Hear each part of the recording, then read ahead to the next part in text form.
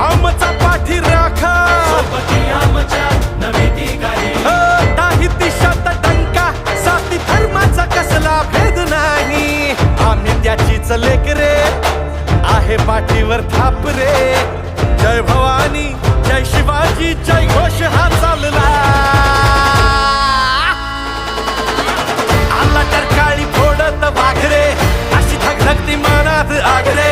हो एकच साहेब साहेब आपले ठाकरे ठाकरे ठाकरे आला तर काळी फोडत अशी धगधगती मनात हो एकच साहेब साहेब आपले